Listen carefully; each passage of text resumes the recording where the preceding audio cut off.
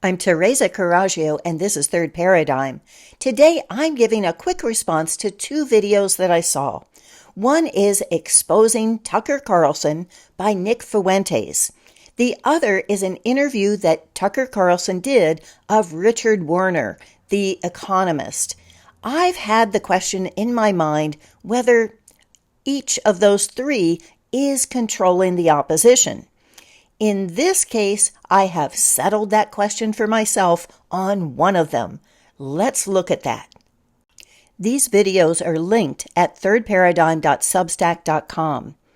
I'd heard the name Nick Fuentes, but I'd never seen him before. And in this case, I did because Mark Elsis, who does earthnewspaper.com, had reposted this. I've found many great sources through Mark, and so this intrigued me. Nick holds positions that I don't necessarily share. He is pro-Trump, he is Christian, and he also is anti-Israel, so of course we converge there. But I find that to be contradictory to being pro-Trump. Nick's platform is called America First, and this is a 2.5-hour video. He starts it by showing a clip of Tucker and Candace Owens talking about him. They repeatedly refer to him as this gay kid living in a basement, and that they think that his agenda is actually to discredit reputable people by showing up, putting his arm around them, having an association with him that will then discredit them. So quite an accusation. And they say he is randomly attacking these solid people who are really America First. And there are Republican names that I'm not familiar with, but I did know JD Vance. First, Nick talks about the other people, and I want to spend a moment on JD Vance, because that name is very interesting to me here in my Appalachian home. I've done episodes that I'll link at the end where JD Vance has been taken to task by other Appalachian history authors who say that he is insulting and ignores the entire history of how whites have been trashed by the same powers that JD Vance is now serving. Nick talks about how Peter Thiel gave JD a sinecure, an artificial position at his company so that he would have plenty of money while he did his book tour, and turned himself into a man of the people, someone who these disaffected white males could relate to. As an admirer of vocabulary, I just have to pause for a moment at sinecure. What's not lost on Nick is that he really does represent disaffected white males because he is one. While Tucker is lofty and talks about white males who are being priced out of the housing market, Nick is a smart, articulate, hardworking, successful white male who is living in his mom's basement. And that is something that I think we need to be paying attention to and not falling for the fake Ivy League of both JD Vance and Tucker Carlson. Tucker gives Nick some faint praise for being able to riff for 2 hours live, something that he says he knows is really hard, and then concludes that he is an FBI asset, with which Candace agrees. This could not have set Nick up in a better way, because Nick knows how to use the internet. And what Tucker has said is he didn't know that his father worked for the FBI until after he died.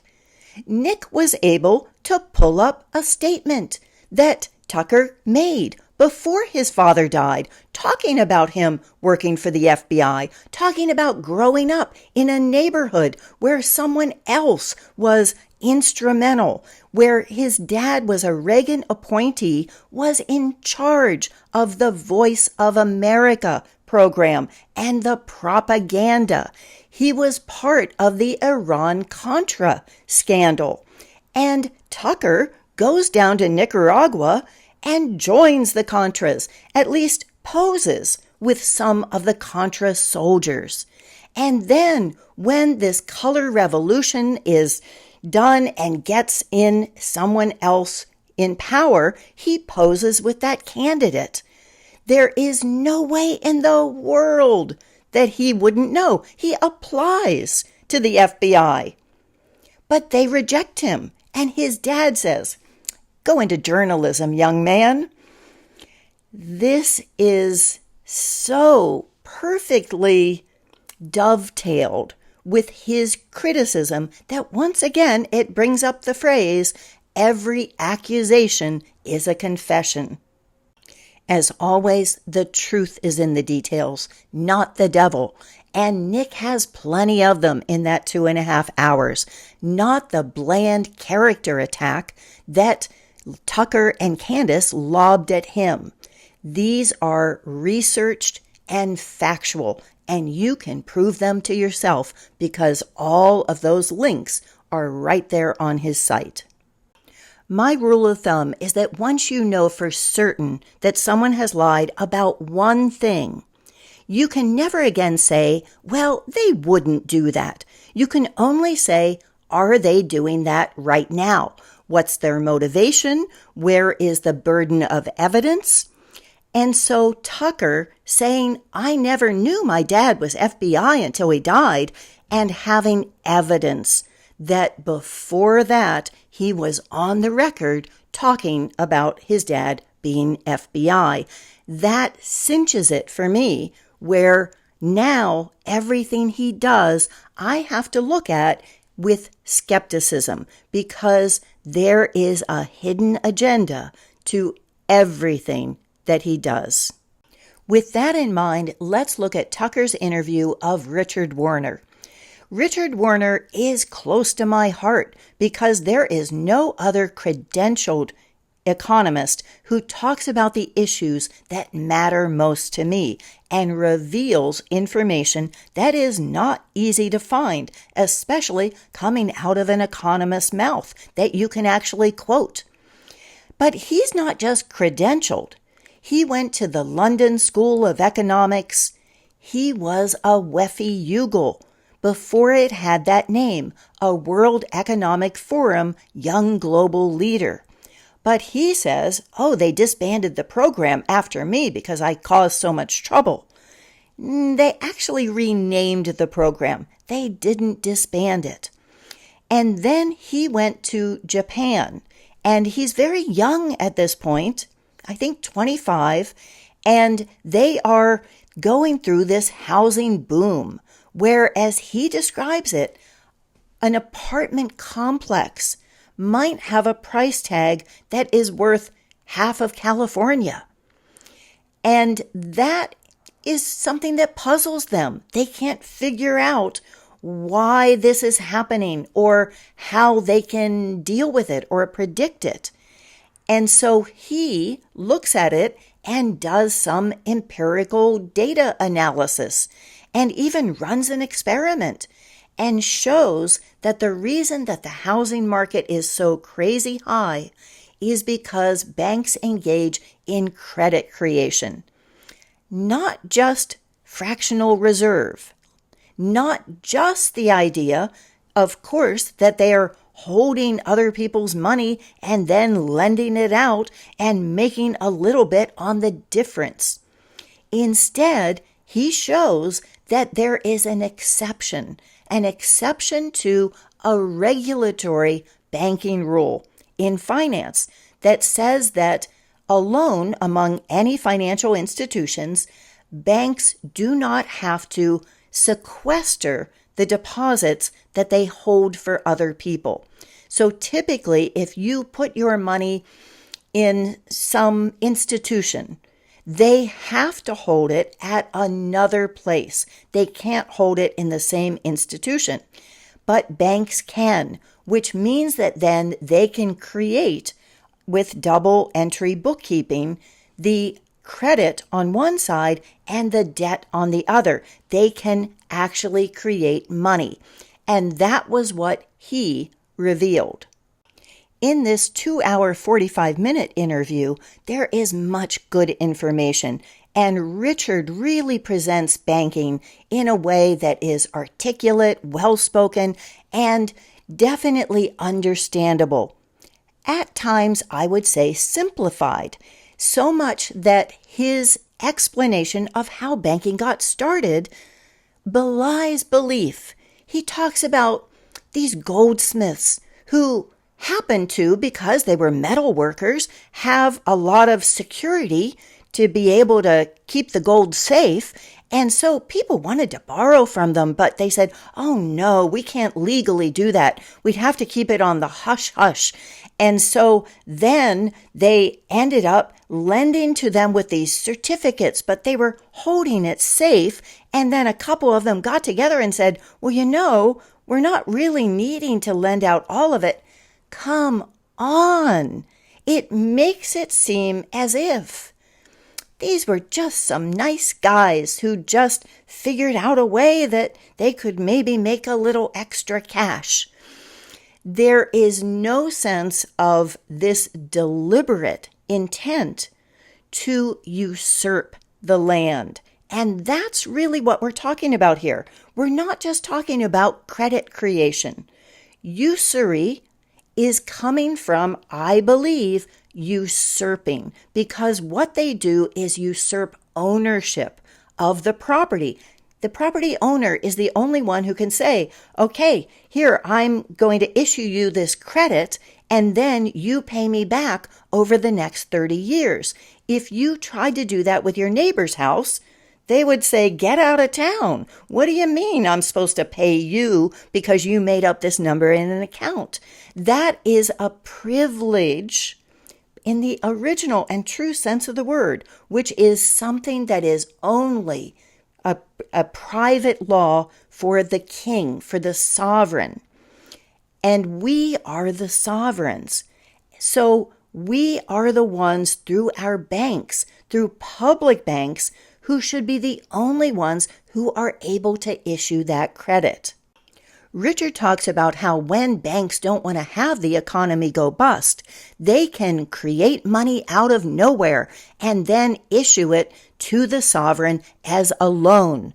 He talks about how the Bank of England has its charter as funding war, and that the Federal Reserve, of course, was rushed through at exactly the same time, 1914, in time for World War I. He then gives an explanation of that war that is, I would say again, simplistic, and talks about World War II and says, yes, and then there were these two brothers, Max Warburg and Paul Warburg, and they were on different sides with Germany and the U.S., but they were both in charge of the economy. And Tucker says, you're kidding me. Brothers? They were brothers? Why don't we know this? Come on. There's no way in the world that Tucker did not already know that. Everyone knows that. So I see some agenda going on here, because the invention that Richard has made is quantitative easing. And he sees that as a way that banks can help to save nations. But what that is a debt. It's owning the nation. He talks about how the measuring of GDP is to figure out how much they can raise taxes to, so that the people can then repay the national debt. So we're like a renter in which they're calculating how much they can extract from us. I'm looking at my youngest daughter who's applying for apartments in San Diego, and some of them have 2.5 times your salary, and other ones say, no, it has to be 2.75. And I say, look, they're doing you a favor. You get to spend 40% of your pre-tax income on rent, not including everything else. This is not a nice thing that they're doing for you. They're telling you, here's how much we expect you to spend. and that keeps going up and up and up. So having entire nations that are beholden to the banks because the governments themselves are not creating that money doesn't solve any problems. And in fact, like the biblical Jubilee, it keeps the con going. Because if you get to a point where people can't repay their debts, something else happens. We take things back. It isn't as if that has to keep going or that they can reclaim all those houses with no one in them. So quantitative easing is a way of being able to put the money back in and bail out the banks at the taxpayer's expense so that this game can keep on extracting our labor because it keeps ownership of the houses. And when they get too high, it just says, okay, we'll add a little bit here to ratchet it down so that we can keep taking as much of your labor as we possibly can. And what is Richard's answer to all this? There should be a lot of small banks so that they can lend for a productive activity like businesses. So how does this work? They end up lending, they end up owning those businesses because they've got that investment where if it goes bust, they own that business. If it doesn't, they continue extracting those profits for absolutely no labor of their own. It just keeps the scam running. Somewhere he talks about at 2 hours and 40 minutes, the Bank of North Dakota and how, yes, and some of these should be public banks. They should be state-owned. Now, there's a hitch to that because the Constitution forbids any state from issuing credit, which means that they can have the bank, they can be able to take the interest and disperse it a little, but they cannot create the credit in advance to repay those loans.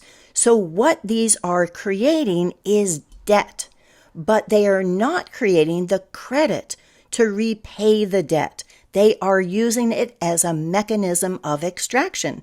And what Richard would be doing is decentralizing that, but it doesn't make it publicly owned.